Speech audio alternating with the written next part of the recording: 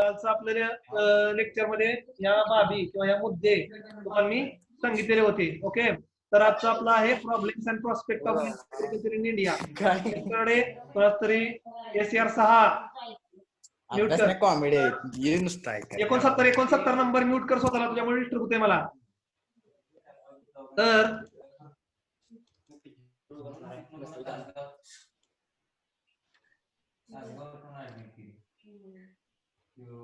सचिन पाटील आहे तिथे गेली तर शंका आली त्यांना 2-3 दिवस तिथे ऍडमिट होती.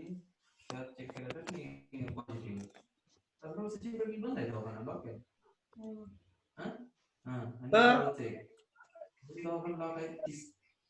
एकच मिनिट थांबा, जरा सेटअप करू दे. ते ऍडमिट झाली की पोरं मला त्रास होती सारखा सारखा. आणि सचिन पाटील येते आणि अमनापूर आणि सचिन पाटील कोण?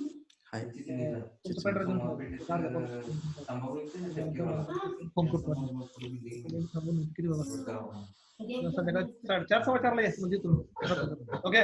तर प्रॉब्लेम्स ऑफ रेनफीड ऍग्रिकल्चर हे आजचं आपलं लेक्चर आहे. तर या प्रॉब्लेम्स मध्ये आता तुम्हाला सगळ्यांना माहिती आहे की इन इंडिया 70% ऑफ आवर तिथं पण नेलती 70% मान्सून. आपल्या देशामध्ये 70% जे आहे ते मान्सूनवर डिपेंड आहे. म्हणजे जर पाऊस पडला तर शेती चांगली होती, पाऊस नाही पडला तर शेती व्यवस्थित होत नाही किंवा चांगली होत नाही. ओके, तर आता तुम्हाला सर्वांना एकंदरीत समजलं असेल, कालच मी तुम्हाला ते सांगितलेलं होतं. ठीक आहे. So depends upon the rainfall, पाऊस कसा पडतोय आणि कशा पद्धतीने आपलं ऍग्रिकल्चर डिपेंड आहे बेसिकली. ओके, ते आता सगळ्यांना समजलं असेल. आणि आजचं आपलं जे लेक्चर आहे ते आहे problems of rainfed agriculture. Okay, तर रेनफीड ऍग्रिकल्चरच्या काही अडचणी आहेत किंवा काही प्रॉब्लेम्स आहेत ते मी तुम्हाला आज सांगणार आहे किंवा ते डिस्कस करणार आहे. ओके, आता सगळ्याला माहिती आहे in metrology you have learn the rainfall is erratic and uneven distribution. पावसाचं जे आहे ते इरॅटिक म्हणजे पाऊस कसाही पडतो, कधी जास्त पडतो, कधी कमी पडतो किंवा मध्येच गायब होऊन जातो, ज्याला आपण ड्राय स्पेल म्हणतो. So there is a uneven distribution of rainfall. पावसाचं जे डिस्ट्रीब्युशन आहे ते बऱ्याच वेळा अनइव्हन असतं. Sometimes monsoon will comes earlier into the country. Okay, at the 6 June. Okay, this is the time of onset of monsoon. Monsoon यायची वेळ आहे 6 जून आपल्या देशामध्ये, म्हणजे केरळमध्ये म्हणतोय मी. तर काही वेळेस अर्ली येतो. In sometime it will comes late. Okay, means at the end of June monsoon is not arrived in to the country. बऱ्याच वेळा जून संपत आला तरी सुद्धा पाऊस पडत नाही किंवा मान्सून येत नाही. So it will create a problems among the farmers while doing a sowing operation, because if there is no rainfall then there is no moisture into the field, so you cannot sow the crop into the field. जर पाऊस नाही पडला वेळेत किंवा सुरुवातीला तर शेतकरी पेरू शकत नाहीत किंवा सोईंग करू शकत नाही. जोपर्यंत सॉइल मध्ये सफिशियंट मॉइश्चर नाही, you cannot cultivate the crop. So if the monsoon is delay or late, then automatically the sowing of the farmers will be delayed. And when the sowing of one crop is delayed in Kharif season in June, then automatically it will delay the Rabi season crop sowing. जर खरीप मध्ये पेरणी उशिरा झाली तर ते crop उशिरा हार्वेस्टिंगला येणार, म्हणजे काढायला येणार. उशिरा काढायला आलं की रब्बी सीझनचं पण सोईंग उशिराच होणार आहे.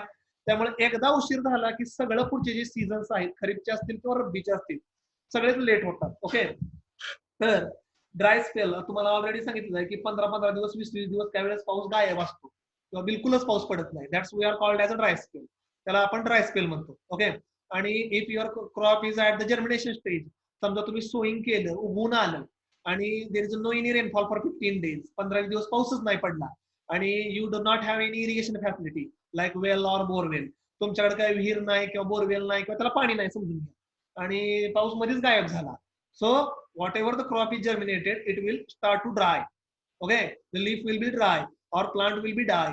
तर 15 दिवस उगवून आले पण पाऊसच नाही पडला 15-20 दिवस, तर झाड सुकणार किंवा जळून जाणार किंवा पानं जळून जाणार किंवा क्रॉप मरून जाणार. तर असं पण बऱ्याच वेळा प्रॉब्लेम क्रिएट होतात जर विहिरीत मध्ये किंवा तुमच्या नदी नाल्या ओढ्यामध्ये पाणी नसेल तर. So these are the some general points related with the monsoon. Okay, काही मुद्दे आता एक आपण बघूया. पहिला आहे प्रॉब्लेम्स ऑफ रेनफीड ऍग्रिकल्चरचा टॉपिक शिकवायचा चालू आहे. ओके, काही विद्यार्थी लेट ऍड झाले असतील त्यांच्यासाठी मी डबल सांगतो.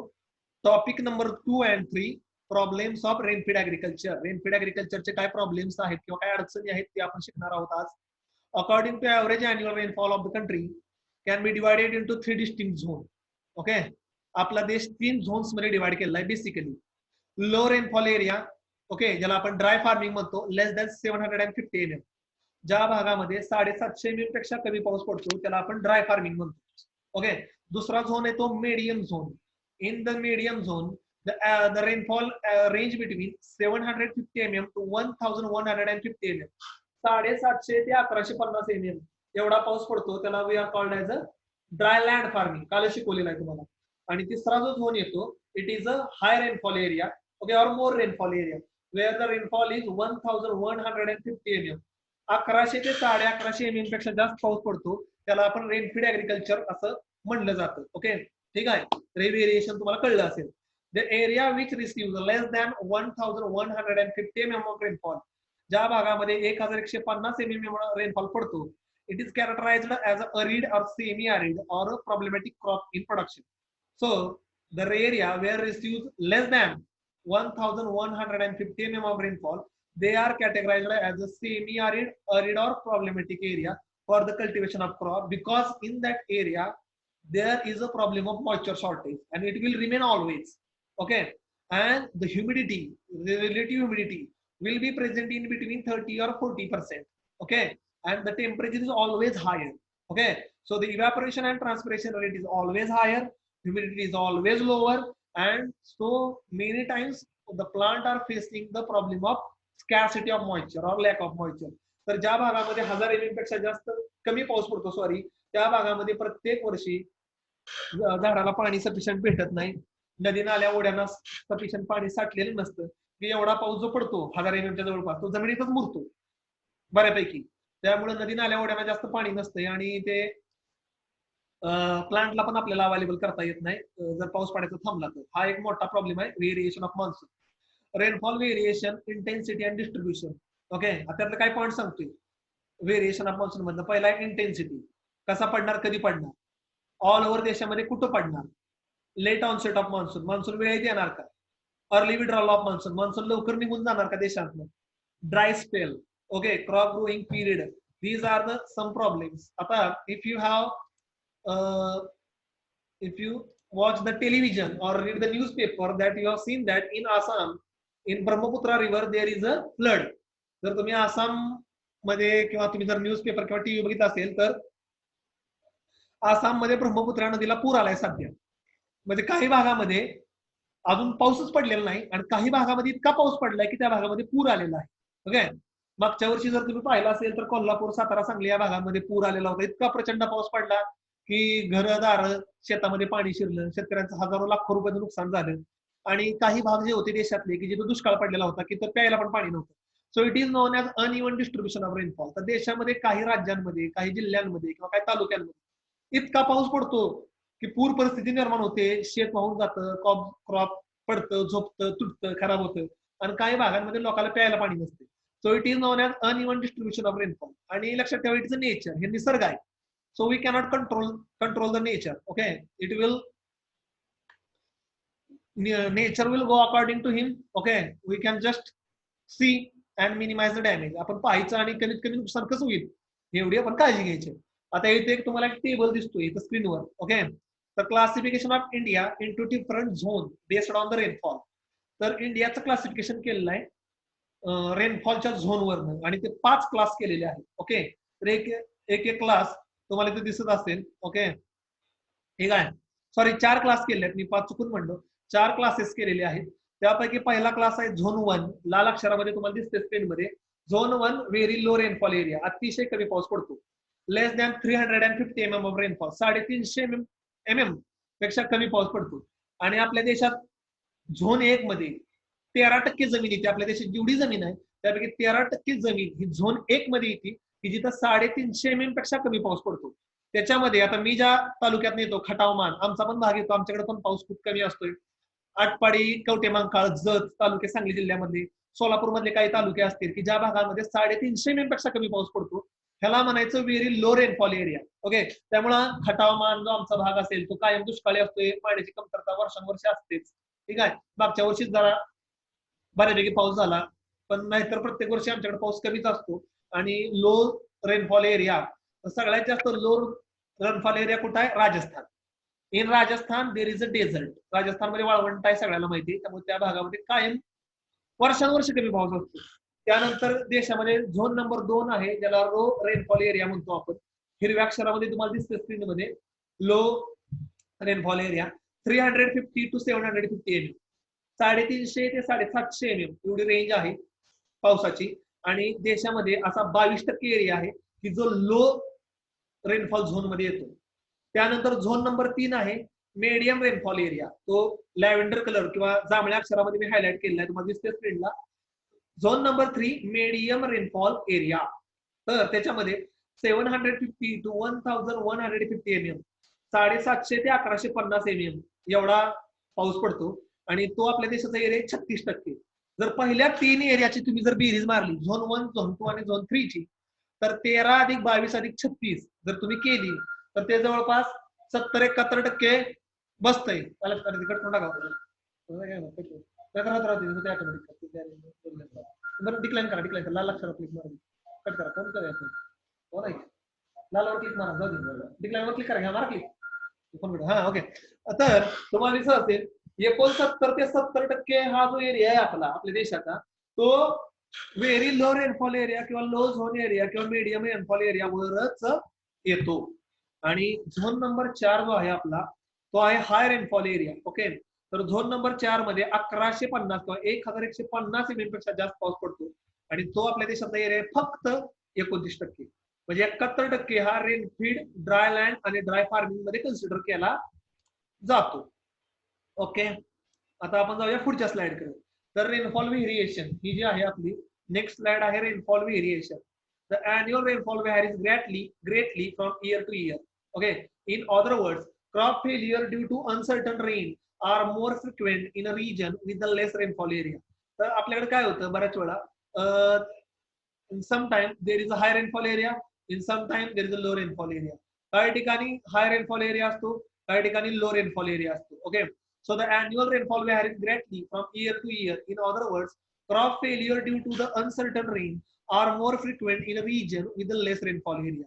ह्याच्यामध्ये सांगायचा मुद्दा असा आहे, ज्या भागामध्ये खूप कमी पाऊस पडतो, लेस रेनफॉल एरिया, तर तिथं क्रॉप फेल व्हायचं किंवा क्रॉप वाया जायचं किंवा क्रॉप सुकून जायचं खूप चान्स असतात. बट नॅचरल आहे, पाणीच नाही म्हणल्यावर क्रॉप कसं उगून येणार? The tremendous variation in a rainfall is mainly due to the geographical position of this tract with the reference to surrounding seas and configuration of land to the surfaces. Okay. तर तुम्हाला काय वाटते low rainfall area कुठं आहे? तर तुमचं राज्य किंवा तुमचा तालुका कुठल्या भागामध्ये आहे त्याच्यावर तुमच्याकडे किती पाऊस पडणार हे डिसाइड होतं. ओके. आता इन सातारा जिल्हा, महाबळेश्वर, पाटण तालुका, दे आर हिली एरियाज. ते हिली एरियाज आहेत. तिथं मोठ्या प्रमाणामध्ये डोंगर रांगा असल्यामुळं क्लाउड आर ट्रॅप्ड, क्लाउड थटतात आणि तिथं पाऊस जास्त पडतो. कोकणामध्ये बघा आपल्याला जास्त पाऊस पडतो का की तो डोंगराळ भाग आहे, तिथं ढग थटतात, समुद्रावरून येणारे, तिथं जास्त पाऊस पडतो. राजस्थानमध्ये काय होतंय, कारण की राजस्थानच्या जवळपास कुठलाही समुद्र किनारा नसल्यामुळं तिथून ढगाची लाईनच येत नाही तिथपर्यंत. त्यामुळं in Rajasthan there is a very less rainfall area. So it depends upon where you are situated. कुठल्या भागामध्ये किंवा कुठल्या एरियामध्ये तुम्ही, तुमचा राज्य, तुमचा तालुका, तुमचा जिल्हा आहे त्याच्यावरनं रेनफॉल किती पडणार डिपेंड्स असते. In other the factors like river, lake, Frost, म्हणजे फॉरेस्ट, डोंगराळ भाग आहे का, जंगलाचा भाग आहे का, त्याच्यावर पण डिपेंड असते पाऊस. इन आवर कॉलेज, आता आपल्या कॉलेजचं एक्झाम्पल घेतलं तर our college building is surrounded by mountain barrier. आपल्या कॉलेजच्या तिन्ही बाजूनं डोंगराळ भाग आहे. So the wind which is coming south west मान्सूनचं जे वारं येतं, it is a trap in to the mountain barrier and there is a ample amount of rainfall. आणि आपल्याकडे भरपूर पाऊस पडतो. एम्पल या शब्दाचा अर्थ आहे भरपूर पाऊस. आणि at the top of the mountain, आपल्या डोंगराच्या पलीकडे सुरली घाटाच्या वर कडेगाव तालुका आहे, सांगली जिल्ह्यामधला कडेगाव तालुका आहे. तर तिथं खूप कमी पाऊस पडतो because it is a rain shadow area, कारण की तो रेन शॅडो एरियामध्ये येतो. तर तुमच्या पोझिशन्सवर पण डिपेंड असते की किती पाऊस पडणार आहे किंवा तुम्ही कुठं आहे, तुमचा जिल्हा कुठं आहे, तुमचा तालुका कुठं आहे, आजूबाजूला डोंगर रांग आहेत का, जंगलाचा भाग आहे का, तुम्ही समुद्र किनाऱ्याच्या जवळ आहात का, असे बऱ्याच फॅक्टर्स किंवा बऱ्याच गोष्टी त्याच्यामध्ये कॉन्ट्रीब्युट करतात. Okay. Then intensity and distribution of rainfall हा एक पॉइंट आहे. The distribution of rainfall is more important. Okay. So the total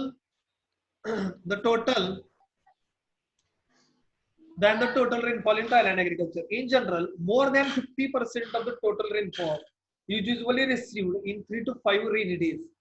आता जर तुम्ही एक अंदाज बघितला तर आपल्या देशामध्ये किंवा आपल्या भागामध्ये 50%, समजा तुमच्या भागात एक 500 mm पाऊस पडत असेल, त्यापैकी 200 ते 250 mm पाऊस ना एखाद्या महिन्यात 4-5 दिवसातच पडून जातो.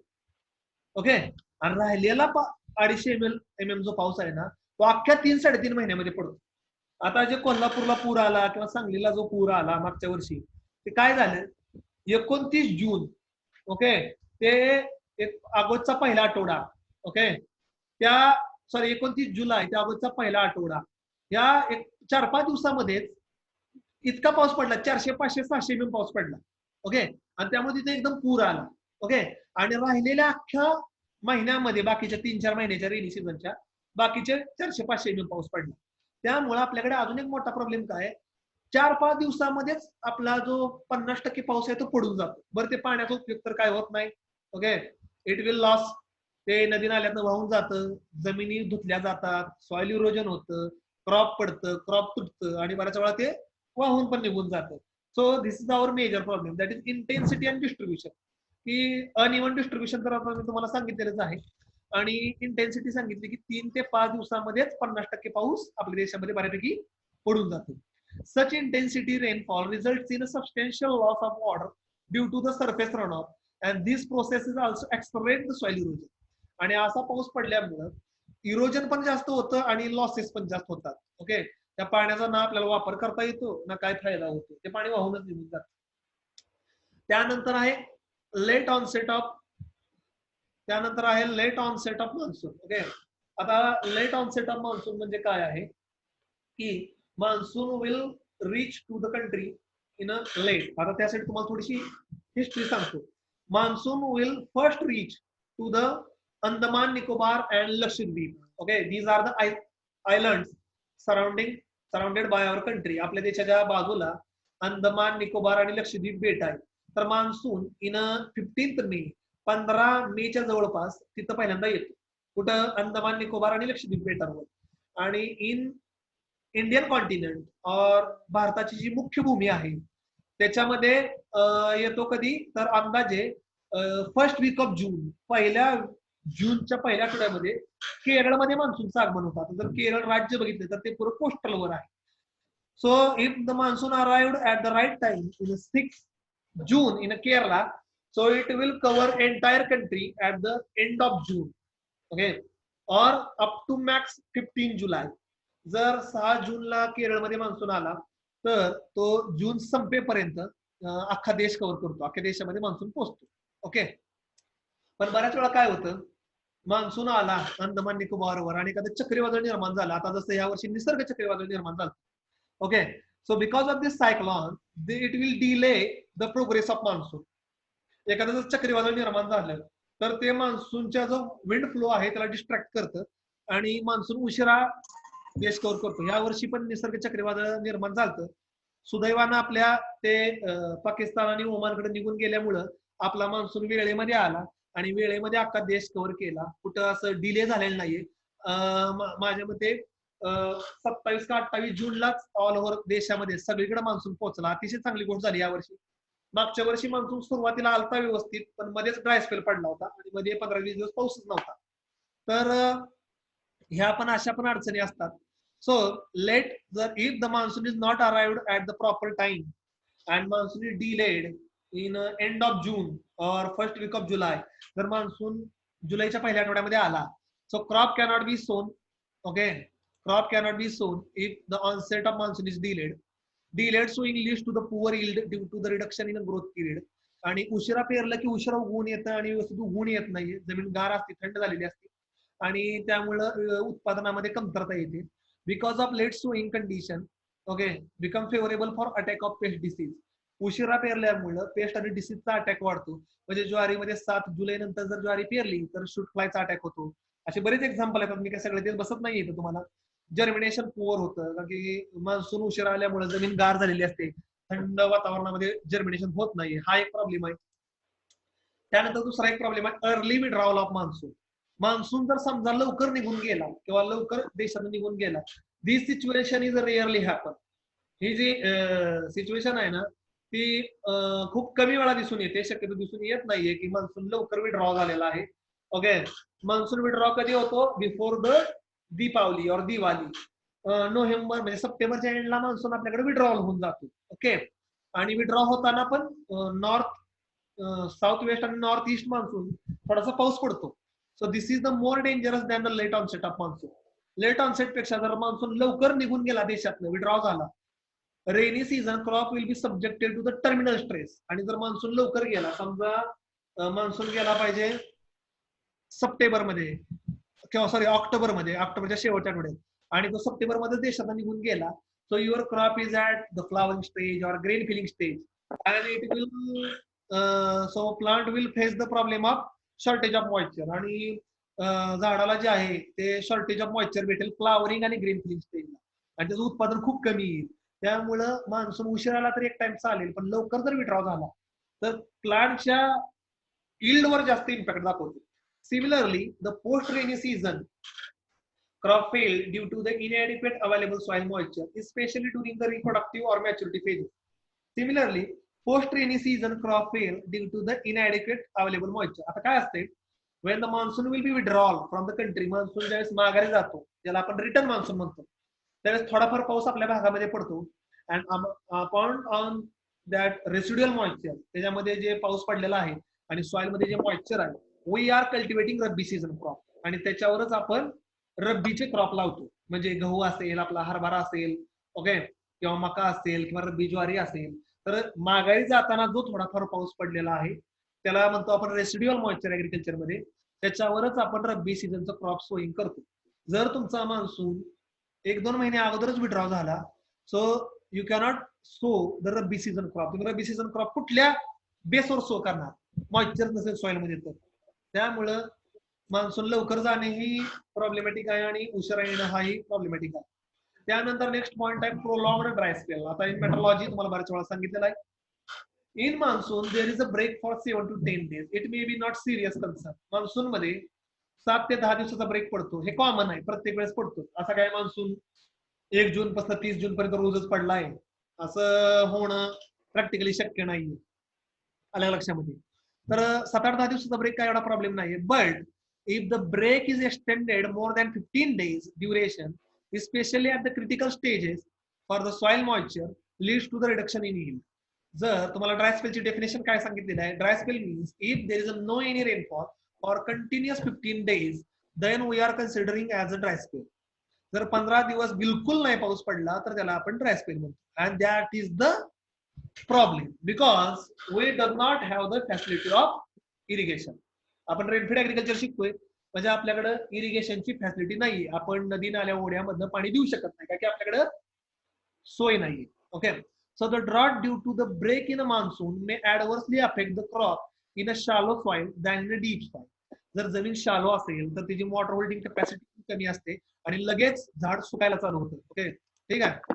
It means dry spell at the flowering create the flower dropping as well as fruit pot development or reducing the size. Okay, आणि त्यामुळे काय होतं, फुलं गळून पडणे असेल किंवा ग्रेन ची साईज न वाढणे असेल किंवा पॉटची साईज न वाढणे असेल किंवा ड्रॉप डाऊन होणे असेल, so it will create a problem in a dry spell. Okay, आणि suppose your plant is at the flowering stage, there is a 100 plant in to the field.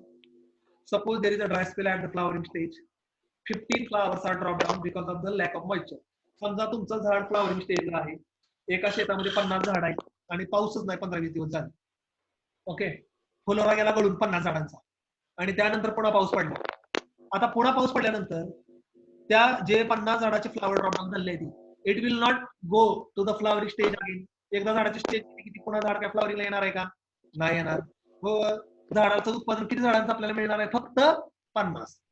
कारण की त्या 50च पडलेल्या पावसाचा फायदा होणार आहे, त्या फ्लावरिंगचं पण ग्रेन डेव्हलपमेंट होणार आहे. ज्याची फुलं गळून पडली त्याला डबल फ्लावरिंग फुलं डबल लागणार आहे का? आता तुम्ही तरुण आहात, तुम्ही आता लहान मुलगा होणार आहे का बा? पुन्हा लहान बाळ होणार आहे का किंवा लहान मूल होणार आहे का? नाहीये ना. त्याच्या पुढची स्टेज तुमची जाणार ना. ठीक आहे, तर तसंच आहे ना झाडामध्ये. ड्राय स्पेल पडला की यील्ड रिडक्शन येणार आणि क्रॉप मध्ये लॉसेस हे होणारच आहे. त्याच्यानंतर अजून एक प्रॉब्लेम असतो ड्रायलँड ऍग्रिकल्चरचा, हाय टेम्परेचर, ऍटमॉस्फिअरिक टेम्परेचर.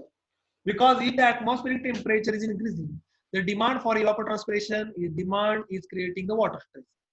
कारण की ड्रायलँड ऍग्रिकल्चर मध्ये वातावरण कोरडं असतं, ड्राय असतं आणि शुष्क असतं, कारण की पाऊस कमी असतो. सराउंडिंग किंवा एरिया हिरवागार नसतो, नदी नाल्या ओढ्यामध्ये पाणी साठलेलं नसतं, त्यामुळे शुष्क आणि कोरडं वातावरण असते. So automatically it will increase the temperature, and when the temperature is increasing, the evapotranspiration is increasing. So plant having a water stress. झाडाला वॉटर स्ट्रेस येणार आणि झाडाला जास्त पाण्याची गरज लागणार, पण पाणी नसतं. So the plant's physiomorphological activities like respiration, photosynthesis will be reducing. हे but natural आहे किंवा लॉजिकल आहे. झाडाला पाणी पाहिजे, पाऊस तर काय पडेना, टेम्परेचर तर वाढायला लागलेलं आहे आणि झाडाला तर पाणी पाहिजे. मग झाड काय करणार, त्याची ग्रोथ थांबवणार, त्याचं रेस्पिरेशन रेट स्लो डाऊन करणार, त्याची फोटोसिंथेसिस ऍक्टिव्हिटी स्लो डाऊन होणारच ना. फोटोसिंथेसिस मध्ये it need a water, it need a chlorophyll, it need a sunlight, then it can create a food. Okay, and if the water is not available, then how a food can be generated or created. Okay, तर हा एक point आहे की high temperature असतं dryland एरियामध्ये आणि photosynthesis आणि respiration जो आहे तो आपला कमी होतं. त्यानंतर आहे hot dry wind. Hot dry winds creating a desiccation, removal of moisture from the leaf, so moisture will be dry up quickly and will also creating the soil erosion in the month of summer. Okay, तर dryland agriculture अजून एक problem असतो की वारं वेगानं वाहतं आणि soil मधलं मॉइश्चर आणि पाण्यामधलं मॉइश्चर जातं आणि पानं कोरडी पडतात, जमीन सुकते. तर इथं मी 1 मिनिट थांबतोय. टाइम आपला संपत आलेला आहे, 20 ते 30 सेकंद राहिले असतील. लिंकवर डबल क्लिक करा आणि आपलं लेक्चर कंटिन्यू होईल. अजून आपला टॉपिक संपलेला नाहीये, मला अजून एक 20-25 मिनिटं लागतील टॉपिक संपवायला. तर कधीही लेक्चर आता बंद पडेल आणि पुन्हा त्या लिंकवर क्लिक करा आणि पुन्हा आपलं लेक्चर कंटिन्यू होईल. ओके, हाय त्या लिंकवर जरी क्लिक केलं तरी ऍड होते, त्याला काही डबल लिंक सोडायची गरज नाही. हाय त्या लिंकवर तुम्ही क्लिक करा आणि आपलं लेक्चर पुन्हा आपण कंटिन्यू करूया. ओके, बाकी आता बंदच पडणार आहे. ओके, तर प्रॉब्लेम्स ऑफ रेनफेड ऍग्रिकल्चर आपलं शिकवायचं चालूच आहे. ओके, तर मी उद्या तुम्हाला आतापर्यंत जे आपले कालचं आणि आजचं आणि ज्वारी बाजरीचं जे लेक्चर झालं त्याची लिंक शेअर करीन. माझ्या गुगल ड्राईव्ह वर ते व्हिडिओ अपलोड करून तुम्हाला लिंक बघायला मिळेल. बऱ्याच विद्यार्थ्यांचे रेंज जाते किंवा काही वेळेस ऐकू येत नाही, असे प्रॉब्लेम्स पण काही विद्यार्थ्यांचे येत आहेत आणि विद्यार्थी मेसेज करतायत. तर मी त्याची लिंक पण शेअर करीन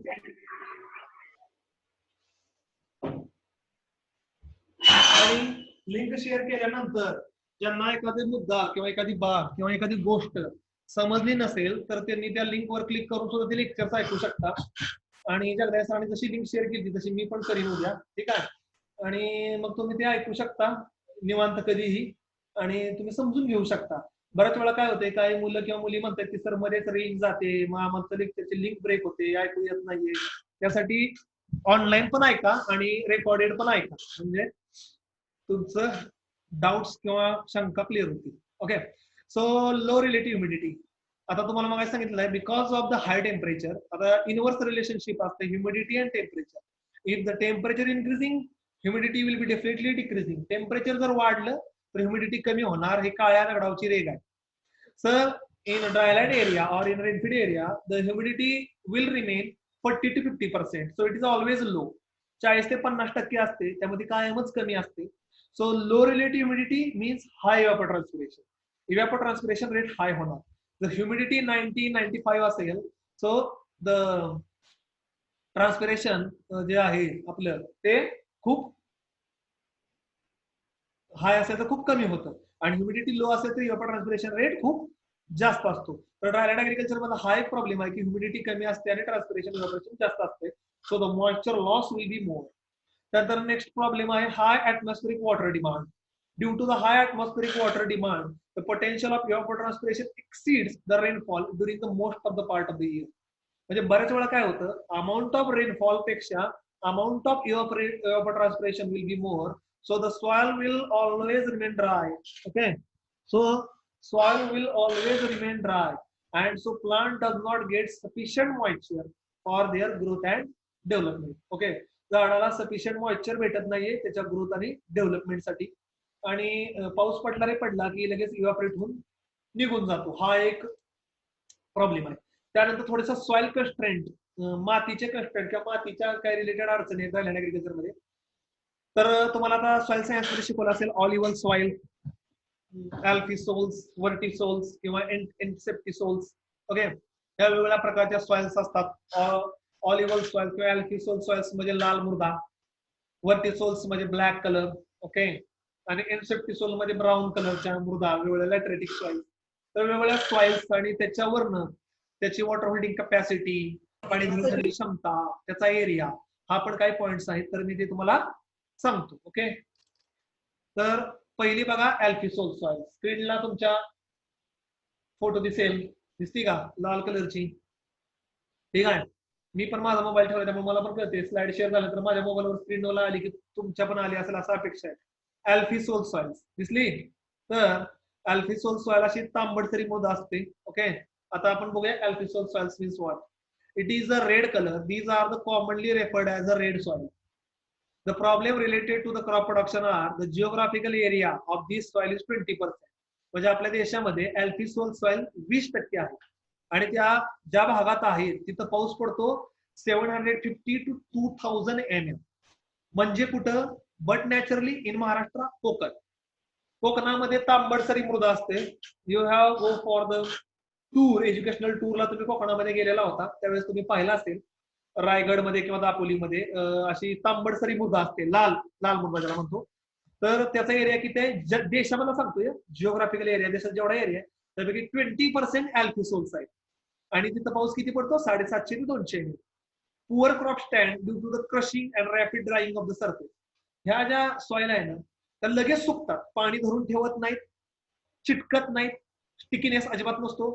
so poor crop growth due to the unreliable moisture supply, low moisture storage capacity due to the shallow depth and dry spell during the crop season. Poor crop असते, unreliable moisture supply असतो आणि shallow depth and dry spell during the crop season. Okay, आणि dry spell पडतात crop सीझनला. Okay, बऱ्याच वेळा. Okay, तर का की हे पाणी जास्त पकडून ठेवत नाही त्यामुळे प्लांटला जास्त वेळ मिळण्याचा संबंधच येत नाही. जेवढा पाऊस पडतो सगळा वाहून जातो मॅक्सिमम. त्यामुळे ह्या जमिनी वॉटर होल्डिंग कॅपॅसिटी अतिशय कमी असते. लो फर्टाईल सॉइल मध्ये न्यूट्रिएंटचं एनपीके कंटेंट किंवा organic matter content also poor. Okay, because most of the NPK content और organic matter content will be washed out because of the heavy rainfall. भरपूर पाऊस पडल्यामुळे 750 ते 200 mm एवढा पाऊस पडल्यामुळे सॉइल मधला ऑर्गॅनिक कार्बन किंवा नायट्रोजन, फॉस्फरस, सल्फर असेल किंवा कॅल्शियम असेल हे पाण्याबरोबर वाहून जातं, डिझॉल्व्ह होऊन. आणि land degradation is also major issue. आणि because of the heavy rainfall, आता कोकणामधला भाग सगळ्यांनी बघितला डोंगर उताराचा आहे, पाणी स्पीड न वाहतं. So it will create a soil erosion, detachment of soil particle because of the flowing velocity of water. वेगानं वाहणाऱ्या पाण्यामुळं ते इरोजन होतं, क्रशिंग होतं आणि प्रॉब्लेम येतो. हा आहे अल्फी सॉइल. त्यानंतर येते वर्टी सॉइल्स. ओके, वर्टिसोल्स किंवा वर्टी सॉइल्स. त्याचा फोटो बघा तुम्हाला दिसेल. ओके, तुमच्या स्क्रीनवर काळी कुळकुळीत जमीन. ओके, ब्लॅक कॉटन सॉइल ज्याला म्हणलं जातं. तिचं वैशिष्ट्य आहे it will absorb lot of water but where it is a dry it will having a cracks. Black vertisol soils या काळ्या जमिनी असतात. पाऊस पडतो त्यावेळेस भरपूर पाणी साठवण्याची क्षमता असते, पण ज्यावेळेस पाऊस पडत नाही त्यावेळेस या जमिनी कोरडी होते आणि बऱ्याच वेळा जमीन कोरडी झाल्यामुळं भेगा पण पडतात, ड्राईंग. ओके, सो वर्टिसोल सॉइलचा फोटो तुम्ही पाहिला आता. Black colour, this soil commonly called as a black soil with the high clay content 30 to 70%. Important constraint for the crop production are, त्याच्या अगोदर तुम्हाला मी जिओग्राफिकल एरिया सांगतो. वर्टिसोल सॉइलचा जिओग्राफिकल एरिया 22%. म्हणजे देशामध्ये जेवढी जमीन आहे त्यापैकी 22% वर्टिसोल आहे, 20% अल्फिसोल आहे किंवा. Okay, rainfall range 500 to 1500 mm. Rainfall range आहे 500 ते 1500 millimetre. Okay, narrow range of soil moisture content for the tillage. Okay, तर टिलेजला लवकर येत नाहीत. म्हणजे जर भरपूर पाऊस पडला तर रान लवकर हाताखाली येत नाही पुळवायला किंवा रोटावेटर यूज करायला. Tendency to water logged and poor trafficability. म्हणजे भरपूर पाऊस पडला तर पाणी शेताच्या वर साठतं. It will create the water logging. Okay, soil flocculation होतं. Flocculation means soil particle are mixed with the water. Low fertility due to low N and available P. बाकीची फर्टिलिटी चांगली असते, फक्त नायट्रोजनचं प्रमाण थोडंसं कमी असते त्या सॉइल्स मध्ये. Okay. Land degradation from soil erosion and salt accumulation specially in a low lying area. तर काय होतं, पाऊस पडताना भरपूर पाणी ऍब्सॉर्ब करतं. सॉइल सरफेस मधले जे साल्ट्स असतात, calcium, magnesium, carbonate, bicarbonate, it will comes on the surface of soil. ते इव्हॅपोरेशन मुळे सॉइल मधले dissolve salts will come on the surface of soil, आणि त्यामुळं वॉटर लॉगिंग हा एक प्रॉब्लेम आहे, आणि क्षारयुक्त जमीन होणे किंवा प्रॉब्लेमॅटिक सॉइल होणे हा एक त्यामध्ये प्रॉब्लेम आहे. कुठं? व्हर्टिसोलचा. त्याच्यानंतर ही व्हर्टिसोलचा फोटो तुम्ही ऑलरेडी बघितला असेल. त्याच्यानंतर एन्सेप्टिशन और entisols, these are the commonly termed as alluvial soils. हा तिसरा प्रकार आहे, एन्सेप्शन्स और एंटीसोल्स और ऑलिव्हल सॉइल. ओके. तर ऑलिव्हल सॉइल्स जे आहे, ओके, तिचा मी तुम्हाला एक फोटो दाखवतो. ऑलिव्हल सॉइलचा फोटो तुम्हाला दिसला असेल. मुरमाड तांबडसरी जमीन, हलक्या प्रतीची जमीन, मुरमाड तांबडसरी. ओके, त्याला आपण म्हणतो ऑलिव्हल सॉइल्स. ओके. तर जमीन पाहिली असेल तुम्ही मुरमाड तांबडसरी, आपल्या कॉलेजची पण काही जमीन अशीच आहे, मुरमाड तांबडसरी, ती ऑलिव्हल सॉइल्स मध्येच येते, जवळपास तशाच सारखी आहे. तो जिओग्राफिकल एरिया आहे या जमिनीचा 21%. हे लक्षात ठेवा, जिओग्राफिकल एरिया. ओके. ऑलिव्हल सॉइलचं किती आहे? 21%. लो वॉटर होल्डिंग कॅपॅसिटी, पाणी धरून ठेवण्याची क्षमता अतिशय कमी. आपली कॉलेजची जमीन पण पाणी धरून ठेवत नाही. Low nutrient status. Okay. Nutrient status म्हणजे एनपीके कंटेंट असेल किंवा ऑर्गॅनिक मॅटर कंटेंट असेल, it is also low. Management for the crop production is relatively easy compare to red and black soil. Okay. हे जे मॅनेजमेंट आहे red आणि black soil पेक्षा easy आहे, कारण की it will not hold lot of water, it will not lose lot of water. Okay, so water logging or drainage problem is not there. Land degradation is somewhat due to the soil erosion. थोडंसं होतं soil erosion पण कमी. These soils are poor in nitrogen. Indian soils are poor in nitrogen. भारतीय जमिनीमध्ये nitrogen कमीच असतो. मग ते ऑलिव्हल असू दे, अल्फी असू दे किंवा व्हर्टिसोल्स असू दे. क्रस्टिंग इज फ्रिक्वेंट, काही वेळेस भेगा पडतात किंवा तुकडे तुकडे जास्त पडतात. ओके. तर हा झाला सॉइलच्या रिलेटेड प्रॉब्लेम्स मी तुम्हाला सांगितले. 3 प्रकारच्या सॉइल्स होत्या, त्याचा मी तुम्हाला जिओग्राफिकल एरिया पण सांगितला. आता आपण जाणार आहे अदर फॅक्टर्स, काही बाकीचे पण घटक आहेत. Supportive factors also contributing problems of rainfed ऍग्रिकल्चरचे आपले प्रॉब्लेम डिस्कस करायचे चालले. Poor organic matter content less than 1%, reduced the water holding capacity.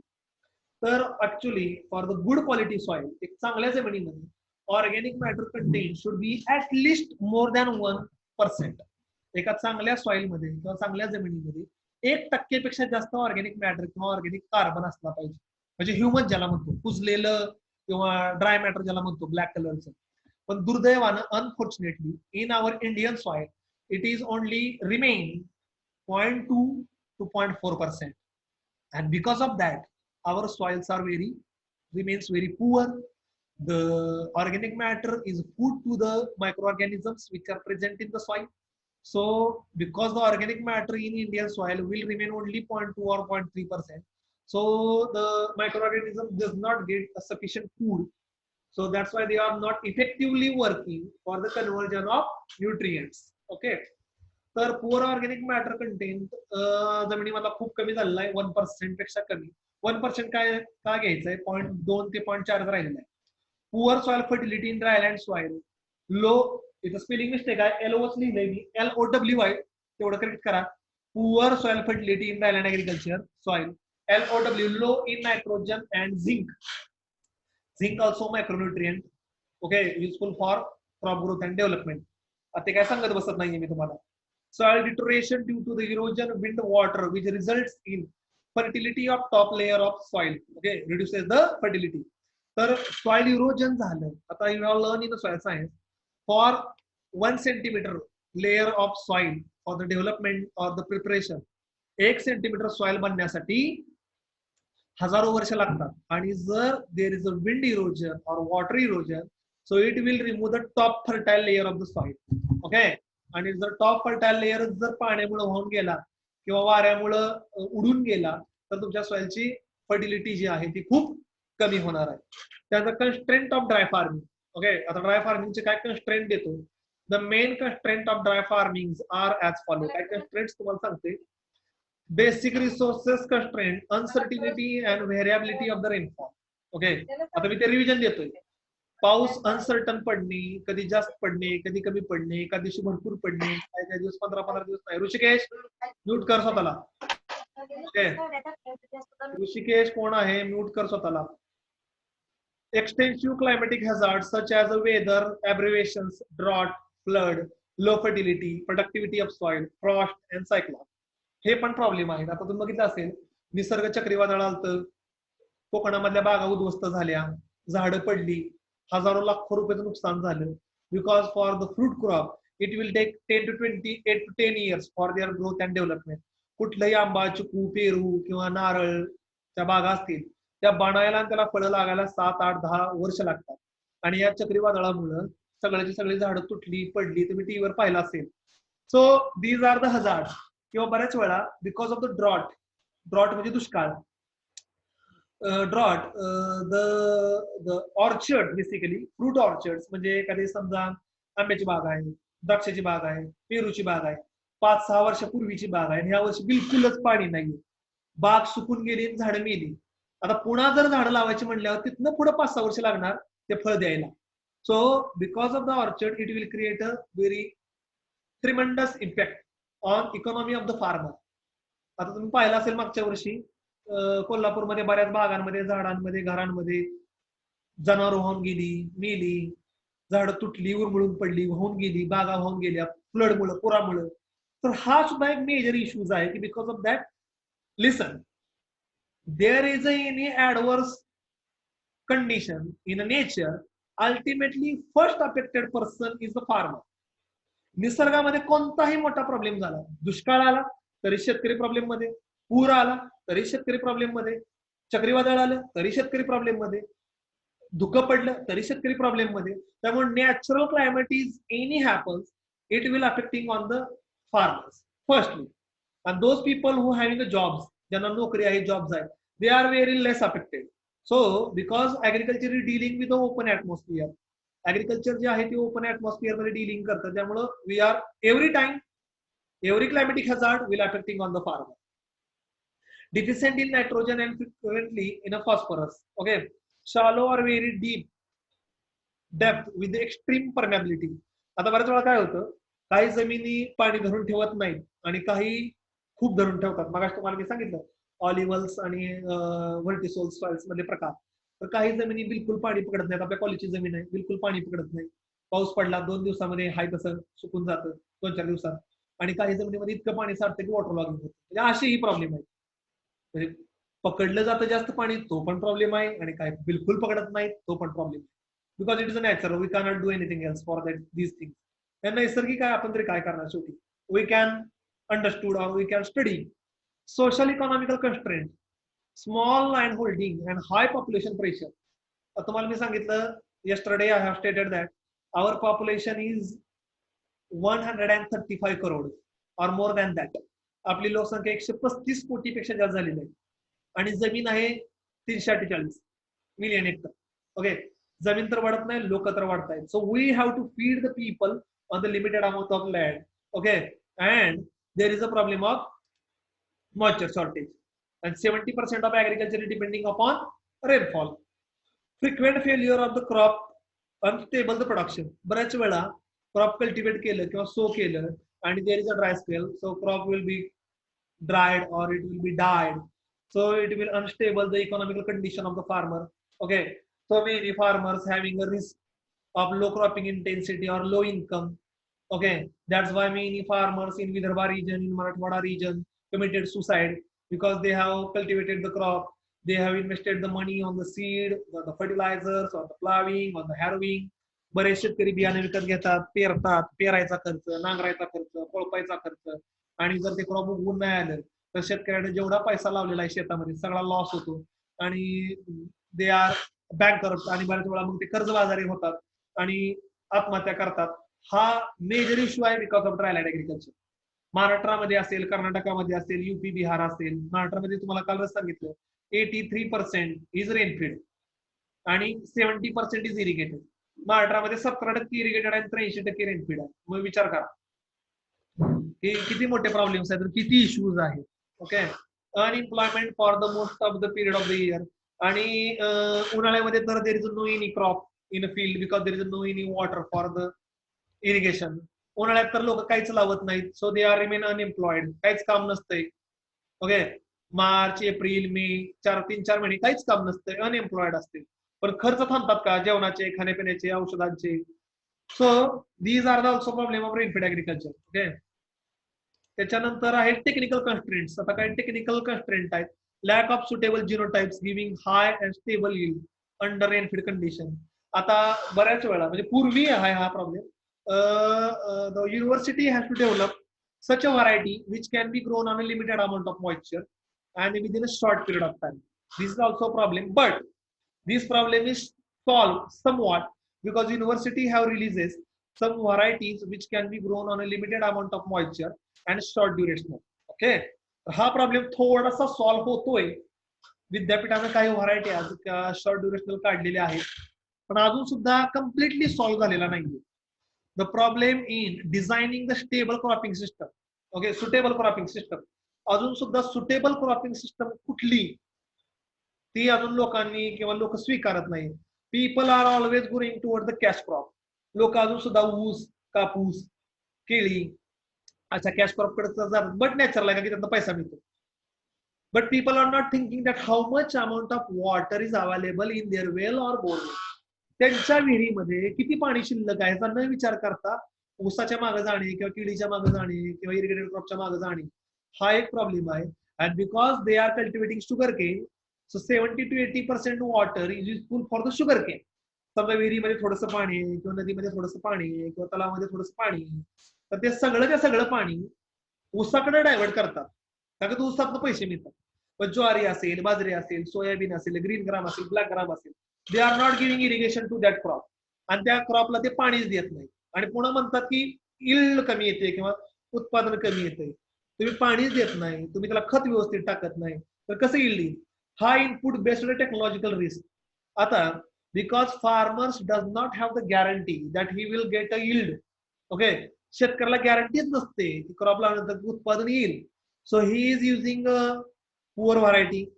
हलकं बियाणं विकत आणायचं, कमी किमतीतलं बियाणं विकत आणायचं, खत थोडंसं टाकायचं, जिथं 100 किलो पाहिजे तिथं 50 किलो टाकायचं, भांगलायचं नाही वेळेत. शेतकऱ्याला गॅरंटी नसती ना. आपण समजा चांगलं खत टाकलं, चांगलं बियाणं आणलं, सगळं जर चांगलं केलं आणि जर उत्पादन नाही आलं, जर पाऊसच नाही पडला तर लई नुकसान होईल. So he is not taking to willing to take a risk. And because he is not taking a risk and he is using poor resources, so he will not get a sufficient yield. आणि त्यामुळे yield पण येत नाही. So it is a nexus, एक दुष्टचक्र आहे. Okay, so limited use of fertiliser, poor response of the bio fertiliser and poor availability of organic manure. त्याच्यानंतर next point आहे limited scope of use of residual moisture and nutrients. Okay, so whatever the moisture which is fall on the field, he has to store either use the mulching or use the anti-transpirant to reduce the transpiration rate, or store the water in a rainy season in a farm pond. शेततळ्यामध्ये पाणी साठवलं पाहिजे. Okay, तुमच्या आजूबाजूचे नदी नाले ओढे it should be checked और controlled by केटीव्हीआर, बंधारे, लूज बोल्डर्स, अर्दर एम्बार्कमेंट. त्याच्यावर थोडी छोटी छोटी धरणं बांधली पाहिजेत, छोटी छोटी. आणि तुमच्या शेतामध्ये शिवारामध्ये पडलेलं पाणी तिथंच अडवून, तिथंच मुरवून, तिथंच युटिलाइज केलं पाहिजे. So it will increase your ground water recharge. Okay, त्यासाठी अण्णा हजारेंनी एक सुंदर वाक्य सांगितलेलं होतं, पळणाऱ्या पाण्याला चालायला शिकवायचं, चालणाऱ्या पाण्याला थांबायला शिकवायचं आणि थांबलेल्या पाण्याला मुरायला शिकवायचं, तरच तुमचं एक वॉटर शेड किंवा तुमच्या गावामधला पाण्याचा प्रश्न कायमचा सॉर्ट आउट होणार आहे. डोंगरावरचं पडलेलं पाणी पळत पळत जातं, ओढ्यातनं नदीला जाऊन भेटतं, नदीतनं पळत पळत जातं, समुद्राला भेटतं, without having any utilization for agriculture, for drinking purpose और फॉर इंडस्ट्री. कुणालाच वापर होत नाही, नुसता पडला पाऊस गेला वाहून. Okay, so these things are happen. Okay, so limited scope for the land improvement, water harvesting and recycling are the high investment proportion. आता यामध्ये कसा प्रॉब्लेम आहे, वॉटर हार्वेस्टिंग करायचं तर ते थोडंसं खर्चिक आहे. ओके, बंधारे बांधणे असेल किंवा फार्म पॉट काढणे असेल किंवा शेततळ काढणे असेल, थोडंसं खर्चिक असते, पण शेततळ्याला तुम्हाला सबसिडी भेटते. ओके, बाकीचं कसं आहे, it is a group effort. गावाने एकत्र येऊन काम करावं लागेल, तरच ते तुमचा जो प्रॉब्लेम आहे तो सॉर्ट आउट होणार आहे. लक्षामध्ये, नाहीतर जो तुमचा प्रॉब्लेम आहे तो काय तसा लगेच सॉर्ट आउट होणार नाही. ओके, तर अशा रीतीनं प्रॉब्लेम्स ऑफ रेनफीड ऍग्रिकल्चर जे होतं ते मी शिकवून आपलं संपलेलं आहे. ओके, तर कोणाला काय डाऊट्स असतील तर ते तुम्ही विचारू शकता मला. Okay, if you have any doubt you are free to ask me. दुर्दैव काय आपलं माहितीये का, आपली लोक प्रश्न विचारत नाहीत आणि हा आपला सगळ्यात मोठी अडचण आहे. If you have any doubt you can free to ask. Okay, I will try to answer as much as possible. जेवढं शक्य आहे तेवढं उत्तर देण्याचा मी कायमच प्रयत्न करणार आहे. ओके, त्यामुळं तुम्ही जेवढं शक्य आहे तुमचे काय डाऊट्स असतील, काय प्रॉब्लेम्स असतील, काय असतील अडचणी, तर त्या मला विचारा, मी ते उत्तर देतो तुम्हाला. आहे का कोणाला डाऊट्स? ओके, चॅट बॉक्स मध्ये टाईप करून जरी विचारलं तरी चालेल. ओके, ठीक आहे. कोणाला काय डाऊट्स असतील, काय शंका असतील तर विचारा. ठीक आहे, तर एक गोष्ट सांगतो आता.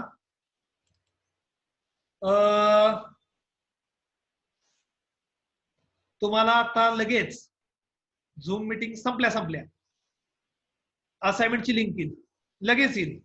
ठीक आहे, तर ती तुम्ही असाइनमेंट जे आहे ते 3 ते 4 मिनिटांमध्ये लगेच सोडवायची.